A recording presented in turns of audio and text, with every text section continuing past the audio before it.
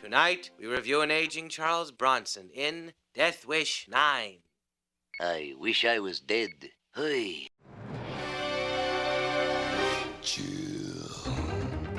Hello there, gang, and welcome to another episode of Displaying Model Behaviour, the Earth's mightiest action figure video podcast. So take off your pants, crack a beer, and let's talk toys. Let's talk about the second half of my 20th anniversary delivery. This is the Charles Bronson Iron Man. I'm a man made out of iron. Oi. So this guy, again, wasn't planning to get him, but I thought, come on, I'll do the review and sell him. But looking at this box, so pretty. The design, I'm not an inbox collector guy, but having these guys hanging up on the wall, oh man, I would be so tempted. So we've done the Hulk review. Let's take a look at Tony.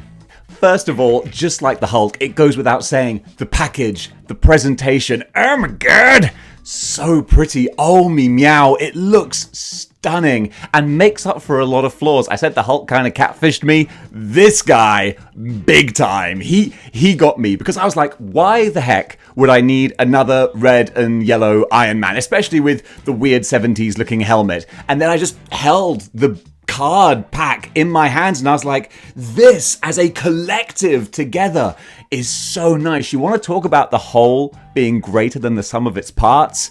Yeah, that's what this together is.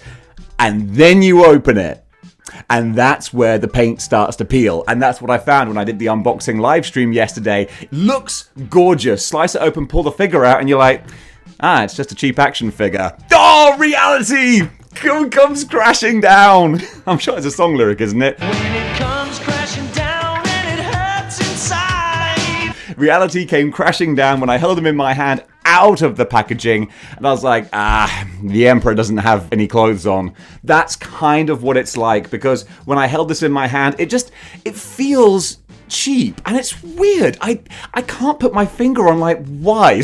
Great reviewer. Well done, Dave. Why do you feel this way? I don't know. Just do. Excellent. Let me subscribe to the Patreon.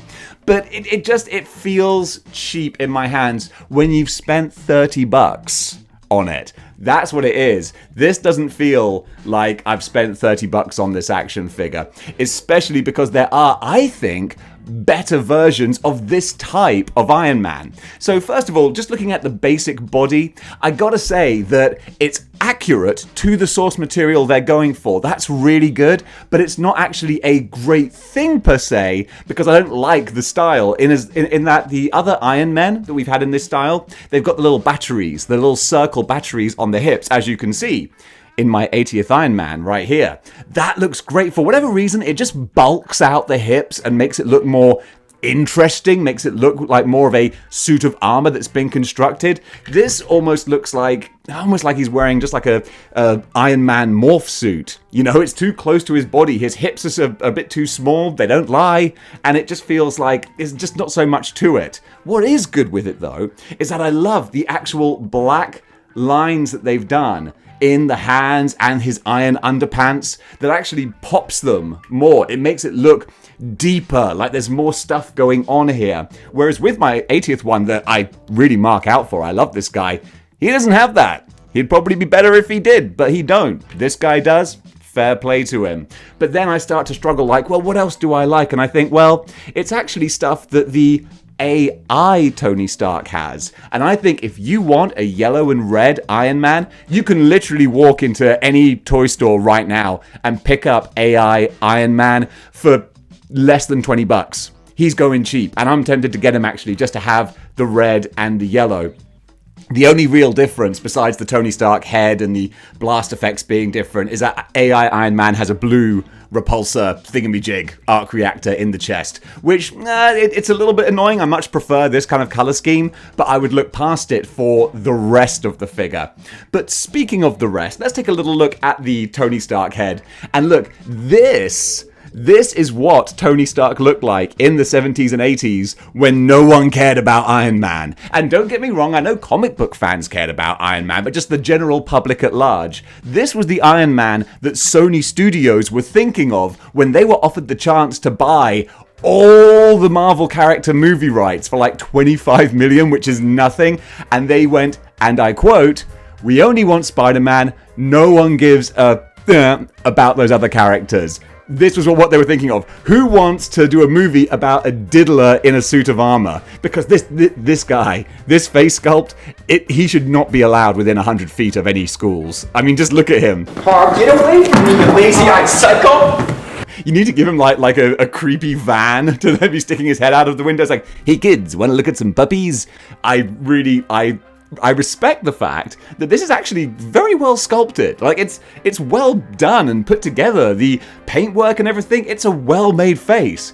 But it's a creepy looking face. Then again, this is sort of the alcoholic sort of struggling to get his life in order Tony Stark. So again, that kind of makes sense. Like I said with the Iron Man suit, very comic book accurate. I just don't like it. You know?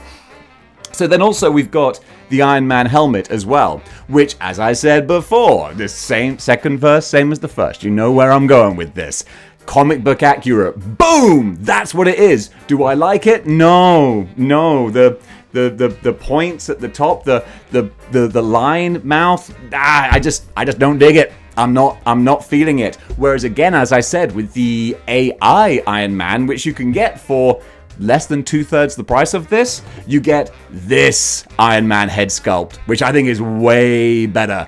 Much prefer this classic Iron Man look. I think it just works. I love the cheeks and just the more sort of robotic, sort of centurion looking face. I think that's really cool. This one here, I just don't dig it. So the fact that like this feels kind of cheap and plasticky in hand, along with the fact that I just don't really dig the design, I just ain't really feeling it. Now, it does have some other extras as well, of course. You've got the different hands with the blasts, the repulsor blast, and the fist. That's always good to have. And then you've got the actual pew repulsor ray, and you've got the swirly-whirly smoke effect, which I think it looks kind of nice, but I don't buy it as an Iron Man effect. Like, Iron Man is all about, arc reactors and sort of ionic power and all that kind of thing. It's like he doesn't run on diesel. I plumes of black smoke I don't see as an Iron Man kind of thing. It feels kind of like you had the effect and went, nah, chuck it on with Iron Man. And then, of course, finally, you've got the cardboard Stark Industries Iron Man cover here. What's kind of nice is that we do have a couple of these different Iron Men depicted, but I'm hoping we get the classic, the Mark 1 armor, or Mark 2 if it's gold. Either way, that would be a lot of fun to have. But also, this is just like, it's a little bonus, but I wouldn't display him with that. So what I'm saying, unlike with the Hulk, this is the interesting thing. When I was reviewing the Hulk, I said if you don't own a Hulk at all, this is a good Hulk to get.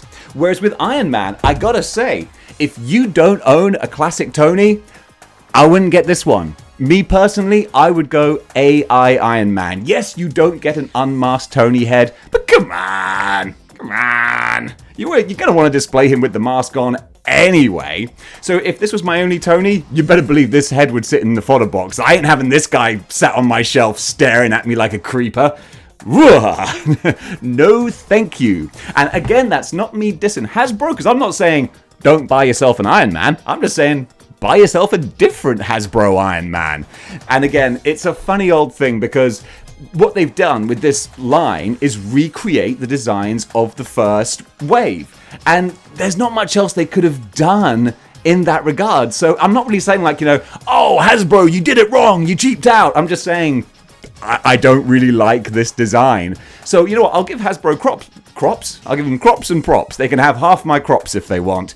Double thumbs up. You actually did a really good job of modernizing and showing a new version of this design of Iron Man. Bottom line is, I just don't like that design of Iron Man. So, there you go. But still, it's a fun addition to the 20th anniversary wave, but definitely not one that I would say is essential to drop your money on. And folks, that does it for my review of the 20th anniversary Iron Man. What do you think of the figure? Was I too harsh on it? Was I actually too praiseful, if that's even a word? Or what is a better substitute for it? I think the AI Iron Man, I'm very tempted to pick him up. But honestly, 80th, it's the gold. I love gold! Gold standard, baby. The yellow might be more comic accurate, but the shiny glittering gold, Yeah, I can't help myself. But guys, thanks very much for watching, and until next time, keep displaying moral behavior.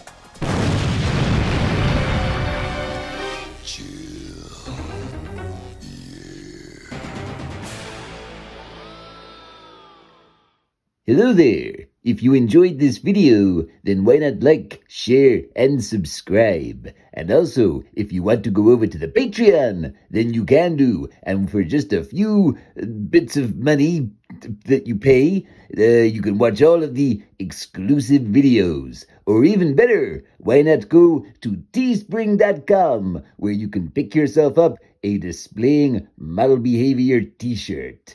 All right now, that's it for me. Goodbye.